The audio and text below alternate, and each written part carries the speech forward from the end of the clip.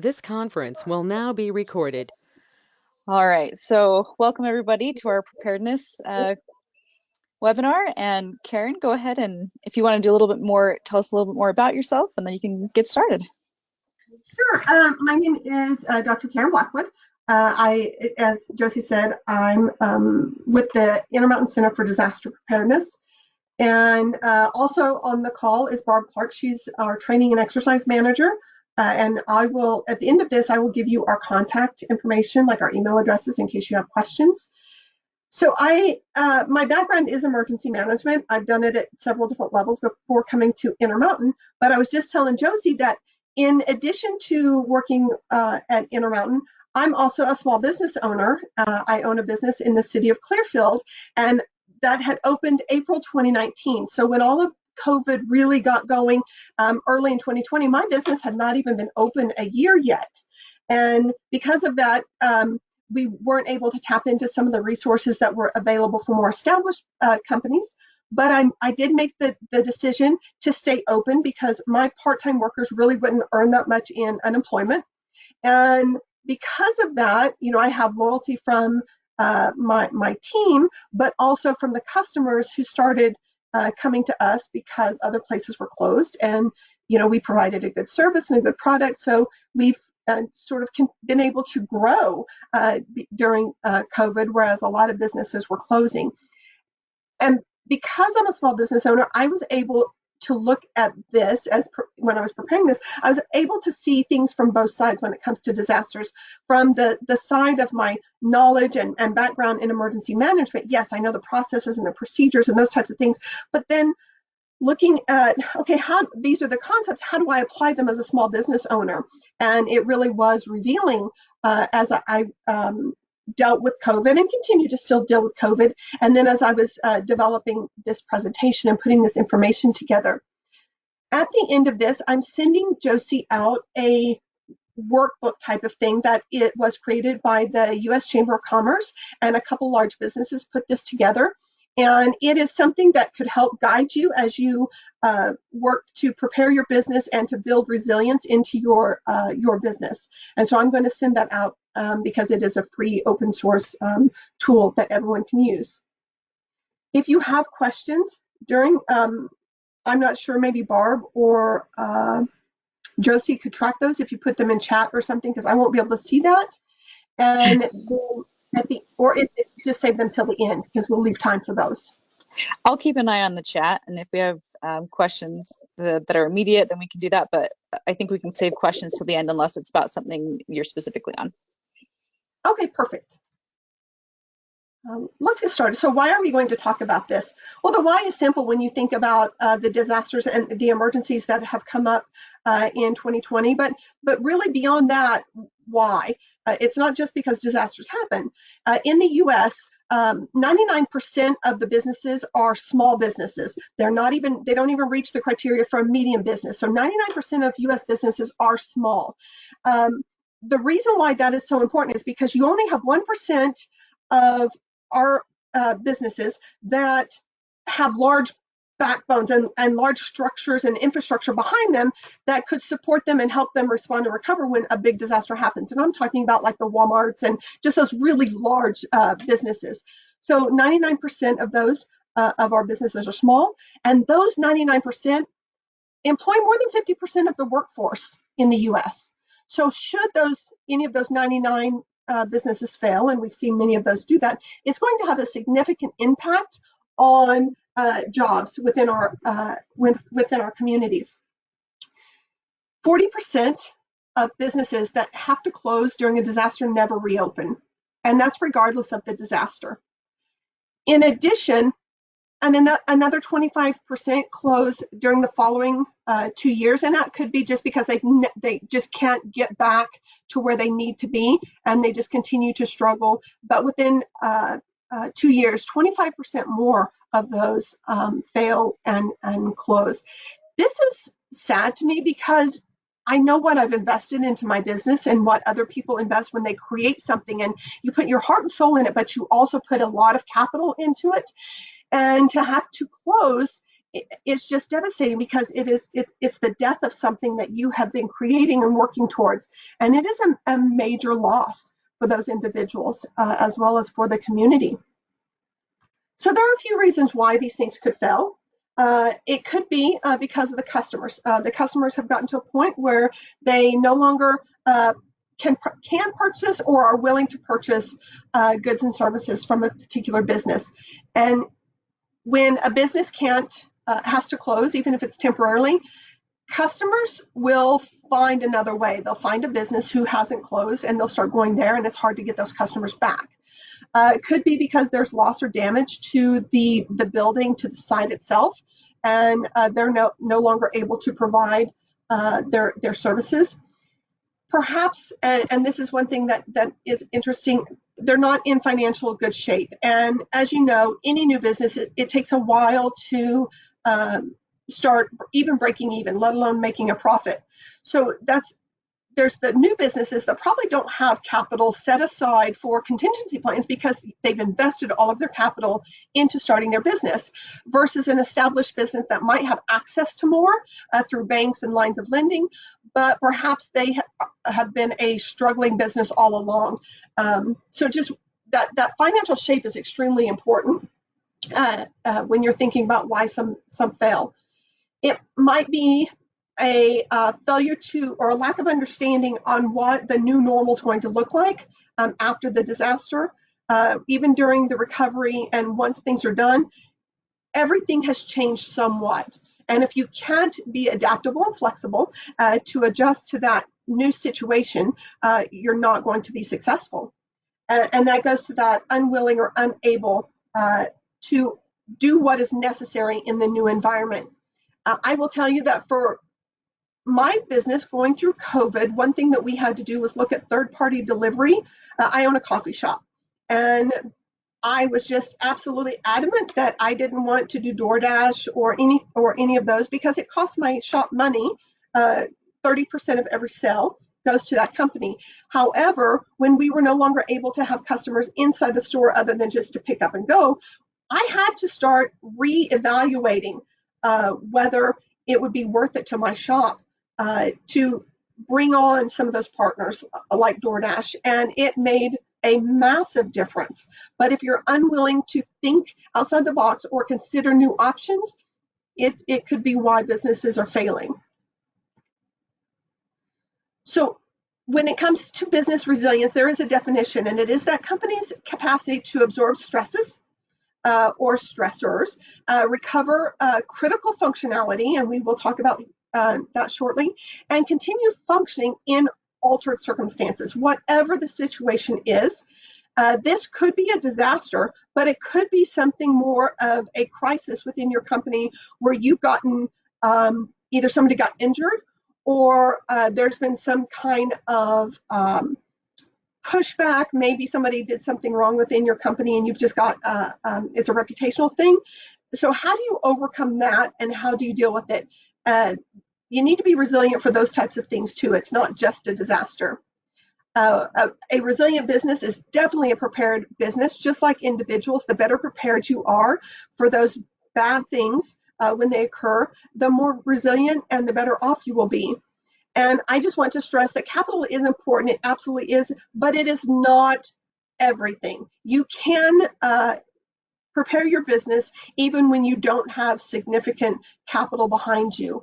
There are still ways to survive a disaster or an adverse event.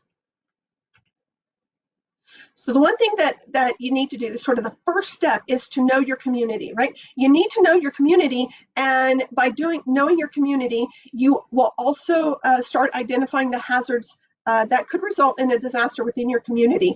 I suggest you reach out to your community leaders and find out, specific to our location, what kind of hazards do we face here?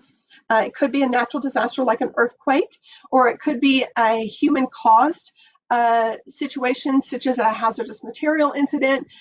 Even the epidemic can be listed under human cause, because without that human element, it wouldn't have been a disaster in the first place. So what kind of hazards could impact your facility, your location? Then there are 6 critical assets that you have within your business. And the first of those are people. And we'll delve into this a little bit more in how we build that up around that. But it's, when I say people, it's not just employees and customers, but it's vendors. It's anybody that you partner with. Maybe it is community leaders, suppliers. So you need to identify within your business what people are critical to the functions you perform. Then we have data, and it could be hardware and software. It's also payroll data and sales data and accounts receivable and payable. It's anything that you need data-wise to be able to perform your job. Vital records, insurance documents, those types of things. That's what data is. Then we go into operations. It could be whatever it is you do. For me, it would be food preparation, the operations of making the drinks that we sell. For a hospital, it would be patient services. Whatever your business is, start identifying critical operations, and we'll delve into that in just a bit. But what is it absolutely that you need up and running to be able to perform your operations at some level, knowing that you might not be at 100%, and start identifying your critical functions. Then we have inventory, which is anything, it could be stock, raw materials that you use to create things, supplies, anything that you would have in inventory. Equipment, just what it sounds like. Whatever you have within your facility, whatever it is that you need, it could be massive pieces of equipment, or it could be furniture. And then the building. This is going to become interesting if you rent your facility. If somebody else owns the property, and again, we'll get into that in just a moment, but these are the 6 critical assets that you really need to focus on when you are looking at the risks and preparing for those risks within your business.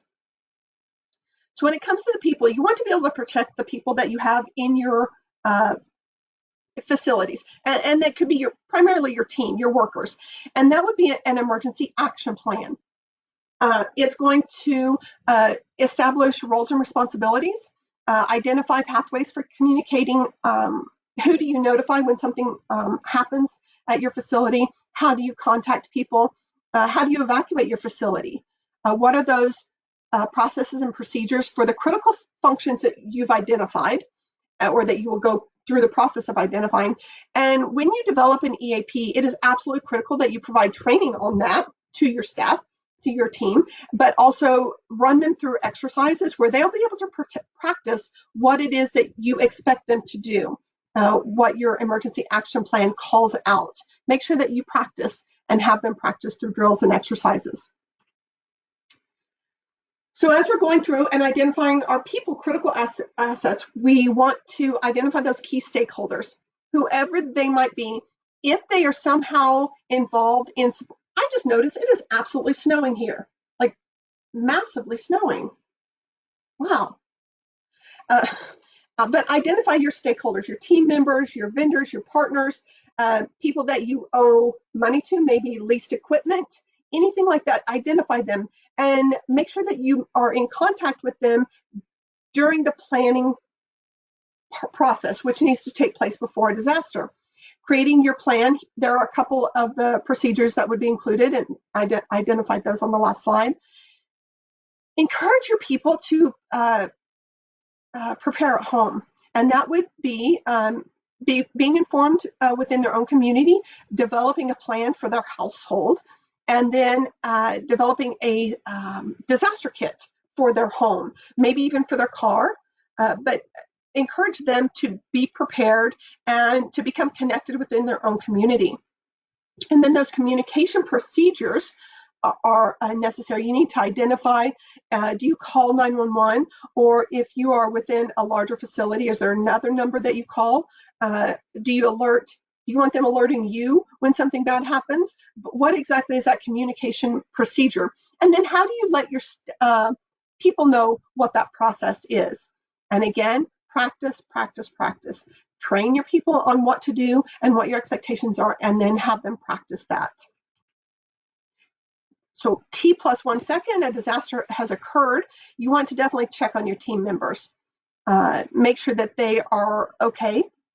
Keeping people informed. There are a lot of ways that we can do that, a lot of strategies. Even if maybe we don't have access to phone lines, there are things that we can do to keep our employees and even our customers informed at some level and let them know what to expect. Can we set up operations at a different location, or do we need to close for a bit? But keeping people informed.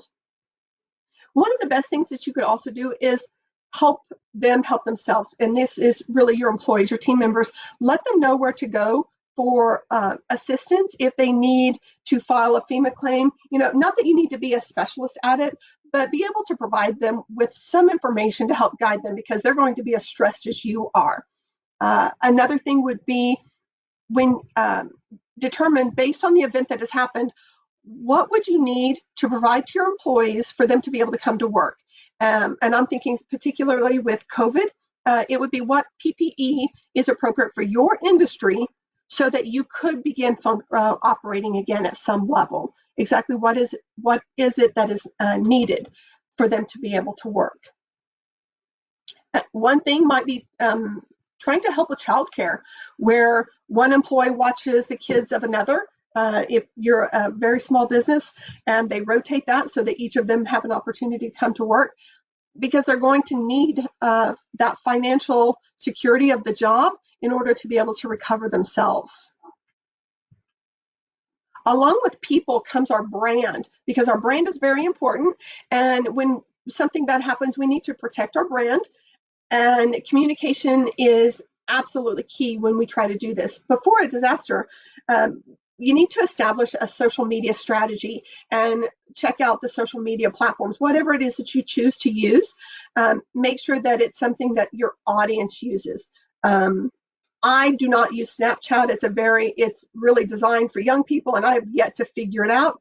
And I also know that my customers aren't people who would use Snapchat. They're a little bit older, and so that's not a platform that I use, but I do have a presence on other social media platforms. And then I have a strategy that I utilize it every day, and I keep information out every day. It could just be a drink of the day or some type of special that we have, but I put something out every day just to kind of keep the information flow and keep my business in front of people. And that's just before disaster in our normal operations.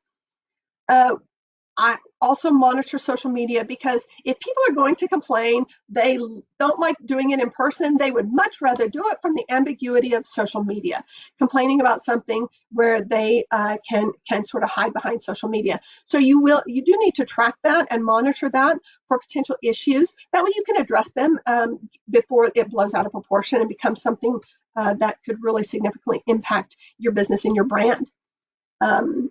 If there are any issues, do get out in front of it, deal with your customers, deal with your employees, because you don't want a happy employee either. But really work hard to control misinformation just on anything within your business. Now would be the time that if you want to do, and I say spokesman when it says identify spokesperson, if you want to do vlogs or any type of video posting, perhaps you have somebody on your team that is just very interested in it, and they have an outgoing personality, and they would do a good job. Well, you might want to identify somebody like that to be your spokesperson, both before when something bad happens, but also when there is a situation that you need to deal with, or a disaster, who could be the face. And it's not always the business owner who is the face of the brand. And you create some communication templates.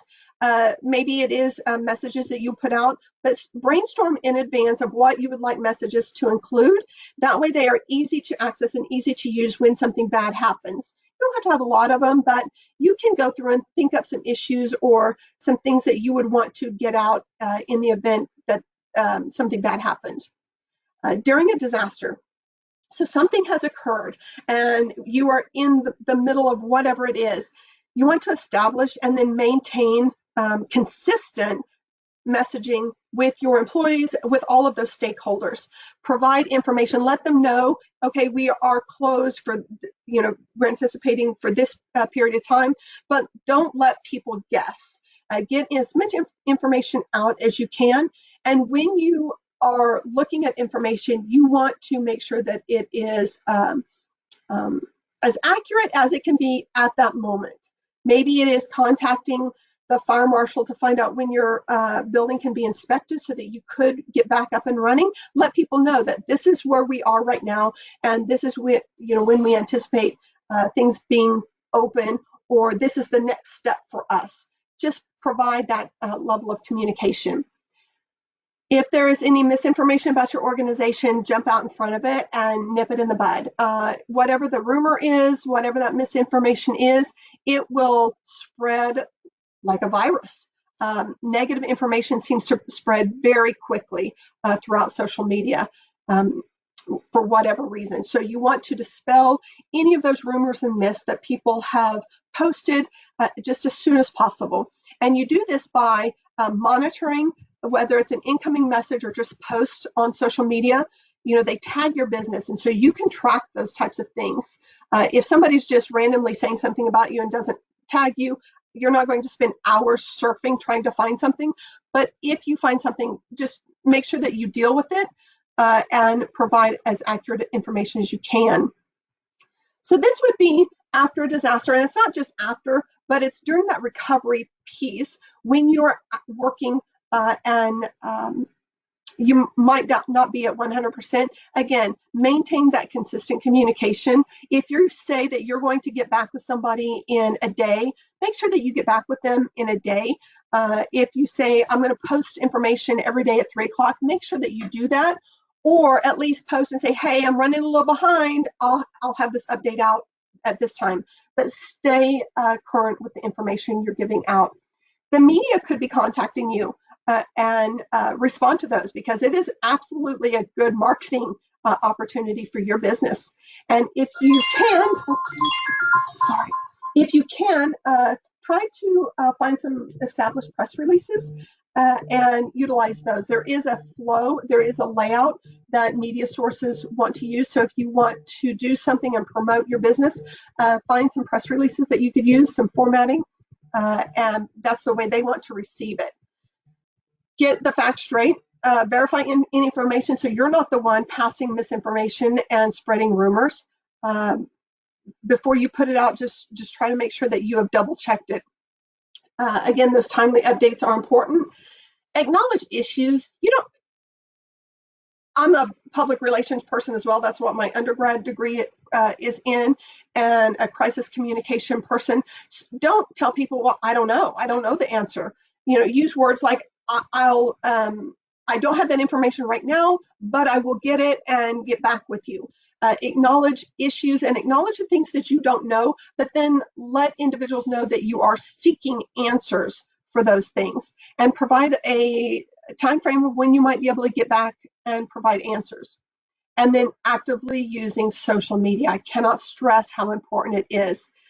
Small businesses, most businesses can't afford they don't have a big marketing and commercial budget, and social media allows you to do that for free, to get your information out there. And again, it's keeping your brand in front of your customers so that you stay in their mind and they don't go looking for other sources for your product. And all of that centers around people. So now we're going to talk about the data critical asset. First of all, on a normal day, you need to make sure that you're backing up data regularly, and it could be on a flash drive, an external hard drive.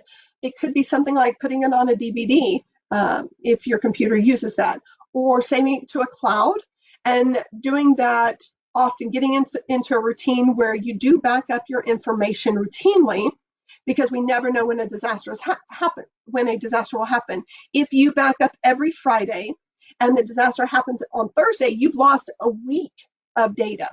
So if there is a way that you can do it within your normal operations daily, that would probably be best, because when something bad happens, you're going to have to go back to your latest download, your latest backup, and pull from that in order to get your business going again. that comes to the plan of how will you recover this data. If it is on a cloud, how will you go about getting that and downloading, implementing. If it's a flash drive, how will you recover that? If you don't have something electronically, how do you back up a hard copy of something? It could be scanning it onto your flash drive, taking a picture of it, or saving additional copies someplace, but how exactly are you going to have that? And go through and test your backups. Make sure that when you download or back up something and then you go and pull from it, it's actually worked. Make sure that your flash drives work.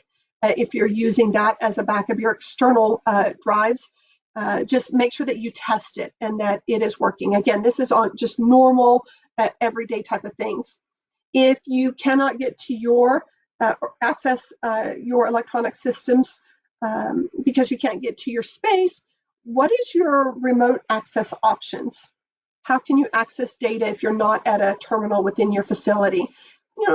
Now it's somewhat easy to do that because we have Google Docs and we have Dropbox and we have all of these online cloud storage things. So it is somewhat easy. But if it's information that's proprietary to you, perhaps it's on a closed system, how can you gain access to that? The other thing that I would say when you are preparing your business, have a list of your vital records. I'm not saying copies of your vital records, although that is important, but have a list of what vital records are for your company. It could be your insurance documents. It could be sales reports. Maybe it's accounts receivable, but make sure that you have a list of what those documents are.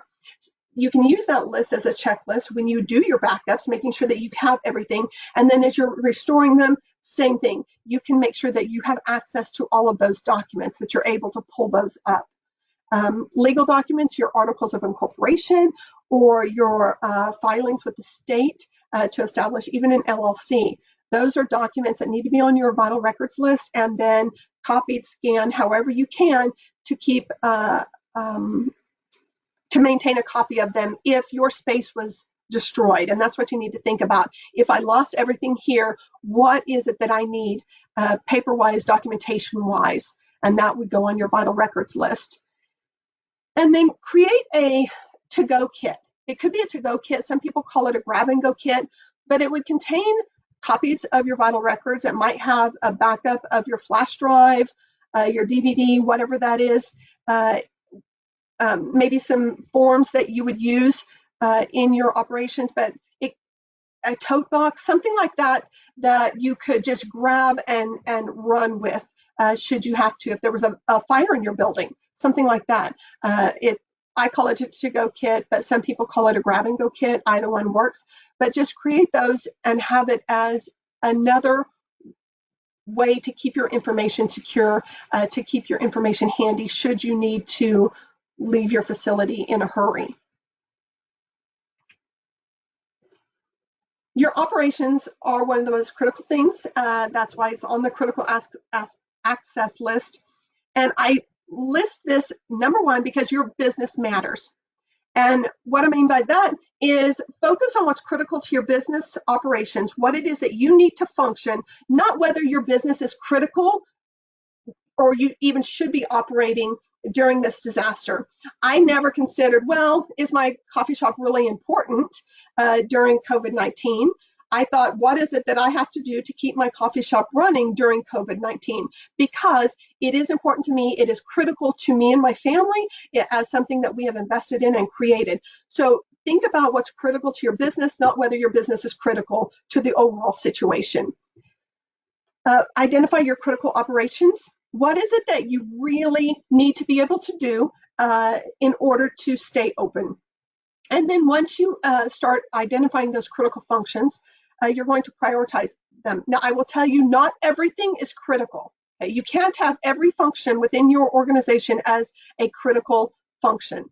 No, what is it if you had to operate at a minimum level? What do you need? What are those operations and what are those functions? Because then after you prioritize those, you're going to use that to build out other things. You're just going to keep breaking it down until you have something that you can look at and say, okay, I start here as I'm restoring this particular function.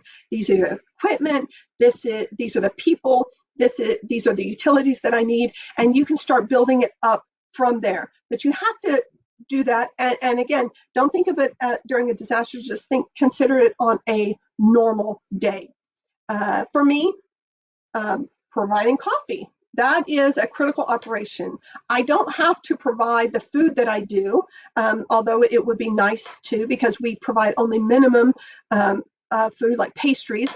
But one thing that is absolutely critical is providing, to my operations, is providing coffee. And so what is it exactly that I need to be able to do? What resources do I need to be able to do just that? And then I can drill down from there and establish something, a process, so that I could get back up to a minimal operations of maybe just providing coffee. Maybe I don't provide all the flavors. Maybe it is, a very scaled down menu, but what would that look like? Once you have those prioritized and you've identified those critical operations, those critical functions for your organization, you want to go back to your risk assessment and make sure that they match up. Make sure that these functions, are there any other risks associated or that could impact these particular functions? So just go back through and look at your prioritized operations list and your risk assessment and determine you may need to update it or tweak a few things, which is absolutely okay.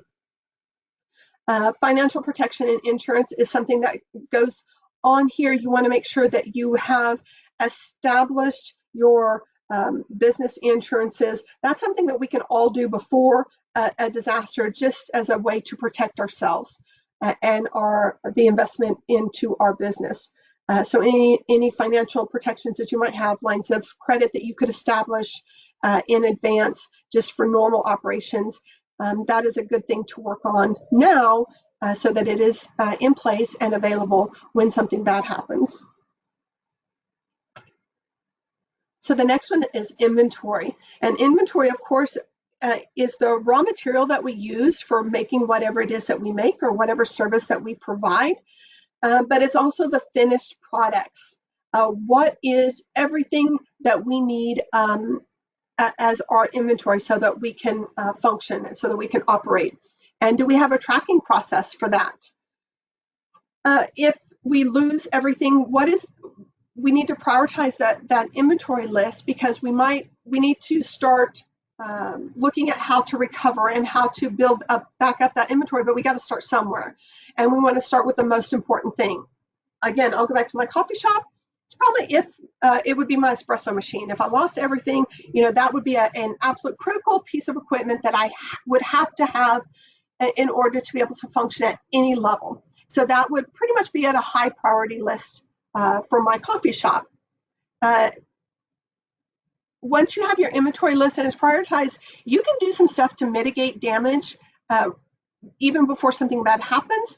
And it's, how do you protect your inventory? It could be securing it with key cards and in secure locations, but it could be as simple as strapping down your shelves so that they don't tip over in an earthquake and you lose all the product that you have there.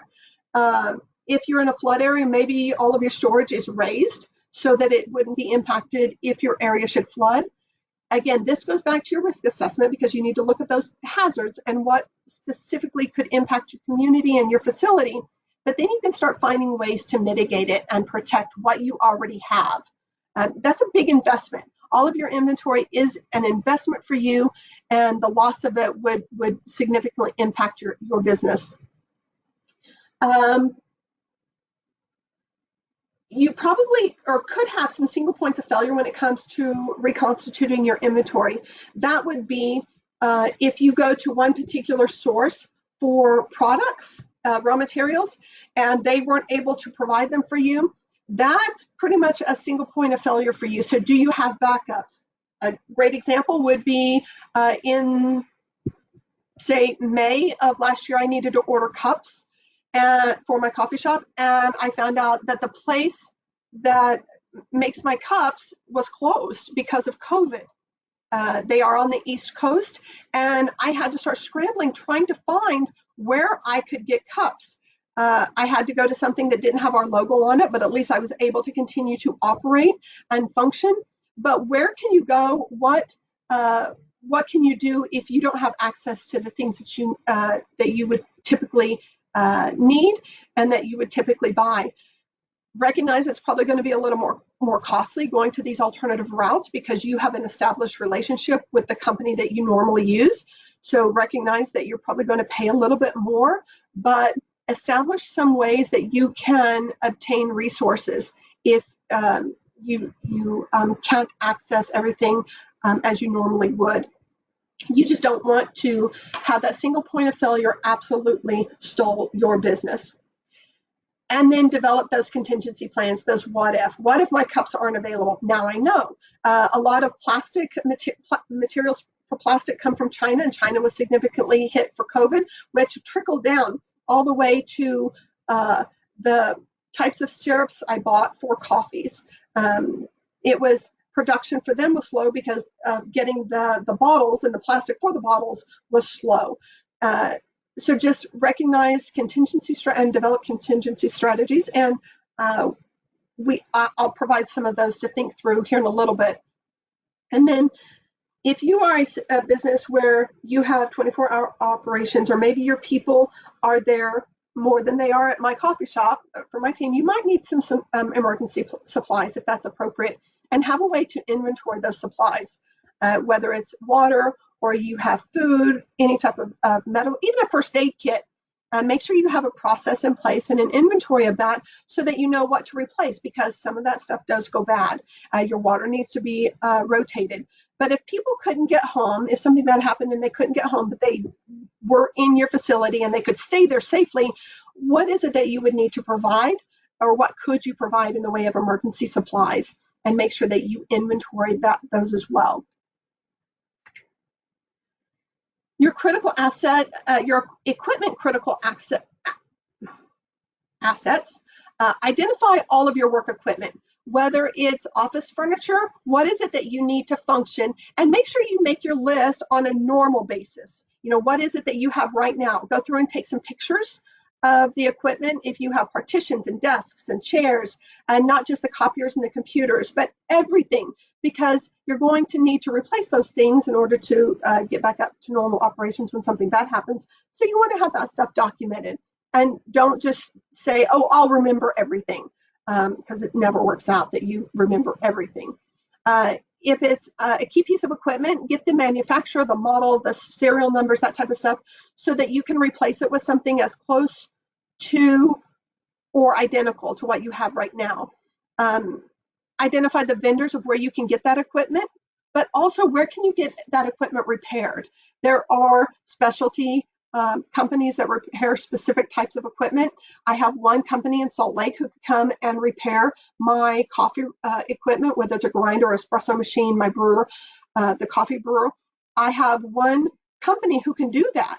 And so I definitely have them identified as who I would tap into. Maybe I don't need to replace the equipment. Maybe it can just be repaired. So identify where, if you needed to purchase it new, but also who's out there, what vendors could repair it if it was to be damaged. When you have this list of equipment, like we did everything else, we would need to prioritize it. What do you need first? And then, this is difficult, but is there any way that you can maintain a spare of a critical equipment piece? Maybe it's not the entire equipment or piece of equipment, but are there elements within it that, if they're jarred or they could become broken, is there a way that you can maintain spares of those? It is difficult because specialty equipment are typically very expensive, and you may not be able to control or maintain that an extra set of anything. I know I certainly don't have a backup espresso machine. Those things are so expensive.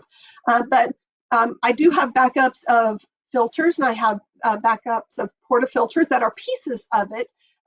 Certainly I can have backups of certain elements. But if you're capable of having spare equipment, consider doing that. Now, when you're going through your equipment list, please identify what utilities are necessary for that equipment. If you are a manufacturer and you have a large piece of equipment, you identify the equipment, but what utilities are necessary? Is it, maybe it includes electricity, but perhaps it's 220. So you couldn't just pick that piece of equipment and plug it in someplace else. You need to have a special outlet for it. Maybe it is even more massive than that.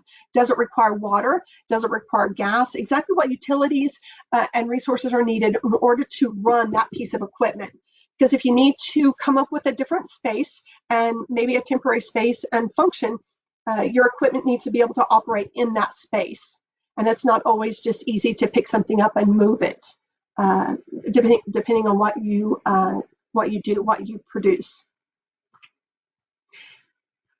So now we get to the building. There are ways to mitigate, as I already mentioned, a lot of the impacts from disasters. Some things can definitely be mitigated, and it would lessen the damage that is caused when something bad happens. Go through and identify what it is that you could do to reduce losses. If there was an earthquake or a fire or whatever type of hazard in particular your community is at risk for. Find ways to mitigate those. Some of them can be done and they don't cost a lot. Others, like retrofitting a building, are pretty expensive and would be difficult to do. Identify any of the buildings that are associated with your business, whether it's a warehouse, storage, a production facility, and then you have office facility in addition to that. Make a list of all of those properties, all of those buildings, and gather some information about those. What year were they built? If you have any blueprints or architectural plans, designs, make sure you have those saved. If you don't have the paper copies, you can certainly download them, maybe create a PDF of them. Any engineering reports for your facility, that information would go in your vital records and maintain in your Go Kit. But make sure you have those, because if you need to rebuild your facility or start working on reconstituting your facility, making repairs, it's really good to have that information available. Your architect would have copies, your city would have copies, but I would not rely on them to provide them for you, because they're going to be just as impacted perhaps as you are. The other thing that comes into play in buildings is, do you own the building or do you lease it? Because if you rent space in somebody else's building, they're going to really control when you can reopen, or if you even reopen. If a building is damaged and the owner doesn't want to make necessary repairs, you may never be able to get to open. If they're somewhat minor, it may take them a while to get them done, but you're not in control if you rent that space. Definitely talk with your landlord before something bad happens and find out what the process is, find out what they think about disaster planning for one, and make sure that they're involved in your process, and just ask them, if there was a fire, how long before your insurance would step in, what would be your plan for reconstituting? Because if you can't reopen, what are you going to do if you can't reopen on a particular site? But there's definitely some different things. As an owner, you need to have a certain level of insurance. If you own your facility, you need, you're the ones with the facility specific insurance. Most of the building inspectors and things like that would want to talk to the building owner. So if you lease a space, the owner does have some responsibilities to you, and they need to keep you informed. But just consider if you rent or if you own your buildings. It could be a mixture where you rent office space, but you own your manufacturing site. But just be aware of that and have the information on the buildings that are relevant for your specific business. Now, I did say that I wanted to provide some things for you to think about when it comes to contingency planning. Think of this as the what ifs. Okay, what if this happened? What if you need to relocate your business, your operations? Maybe that your building is damaged. What would it take? What would all be involved if you needed to relocate? And these are things that you definitely have to do as a pre-planning, as a planning piece before something ever happens. But what if you needed to relocate your operation? Would you even be able to do that at all? It wouldn't be just finding the facility, but can that facility doesn't have the infrastructure to support your specific needs? What type of alternate site would work? Is it that you could find space within another business, or is it a very specific type of facility that you would be looking for? This happens within the federal government too. I know that after 9/11, the Navy had to find alternative work sites for offices that were in the Pentagon and around DC, and they ended up putting their Navy Personnel Command, their personnel offices, that's for all of Navy people, sailors, they put it in Millington, Tennessee. They retrofitted and created offices in an old Kmart. And so it was just all cubicles in there. And from there, that business, that function actually stayed in Millington, Tennessee and never moved back to DC. But what kind of alternative sites could you establish for your business if it was possible at all? What services can you get up and running right now, even if it is that limited operations where I can just provide, for my coffee shop, I can only provide brewed coffee, but I am able to provide brewed coffee. So it is limited services. I can't do espresso drinks like lattes and stuff, but I can do brewed coffee. Okay, at least it gets me back up and running at some level. So what are those things that I can do quickly? And then what are those operations that are going to take me some more time? What equipment would you need for the immediate services that you could provide right away? It could be something as small as a coffee pot for me, just a coffee maker. I can do that. And then what equipment like replacing or repairing my espresso machine? Think about the refrigerators and the freezers that we have and the ice makers. But for your particular business, what equipment could you get up and running quickly? And what would you need to be able to perform some limited functions? And think of it in the context of any type of hazard.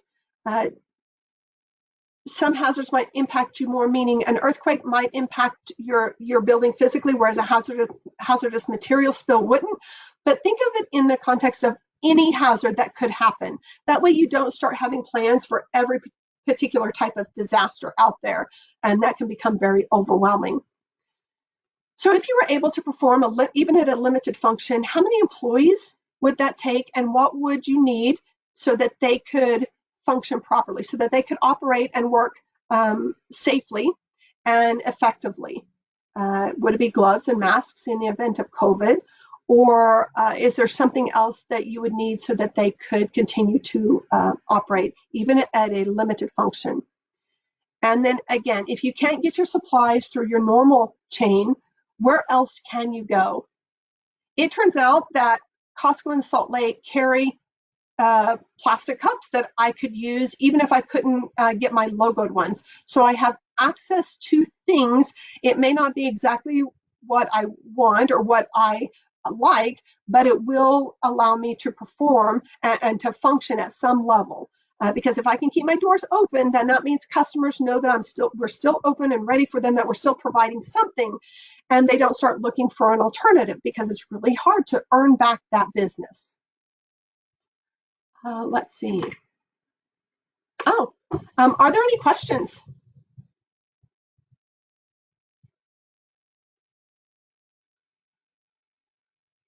I'm not seeing any in the chat at the moment. So all of these things, these tips and techniques will be in the workbook, the Resilience in a Box workbook that I'll send to Josie.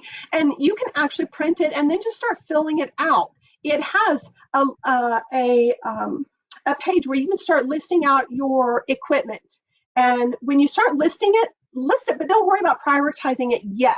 Just data dump everything from your brain on the equipment that's in your facility or the buildings. Just get everything on paper. Then you can start from there and start prioritizing them and drilling down into the other resources that you would need. But this packet will just be a way that you can begin the process. On the slide, I've provided my email address because Barb and I are both working remotely. So I don't want to give you our office phone numbers just because we're not there. And the best way to contact us is by email. We do a lot of training at the ICDP. We offer a lot of training, and we can help if you want to run drills and exercises for your organization. We can help you do that. And right here are our email addresses are listed here. Great. Thank you, Karen. We're so glad to have had you present to us. And again, if anybody has any questions, feel free to unmute and ask a question, or just type it in the chat.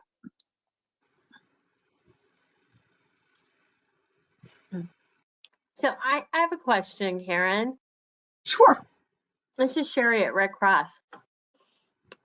This resilience in a box, I'm curious, could we get a copy of that, for our Chamber of Commerce, for our businesses to be available to, or how could we further that information?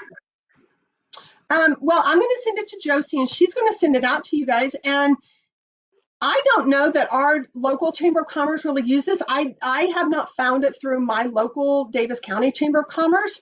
I actually just have always went to the national site, but you can definitely forward it over to them. It is free, it's open, it's not something I created.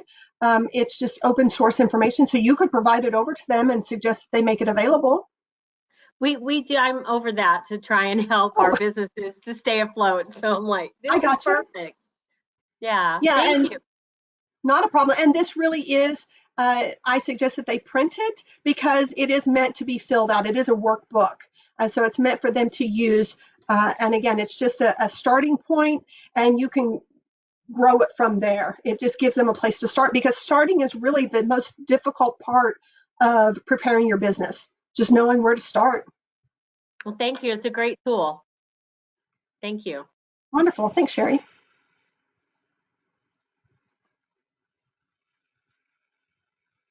Josie, it doesn't look like there's any other questions. No, I think not. So I'm going to go ahead and end the recording.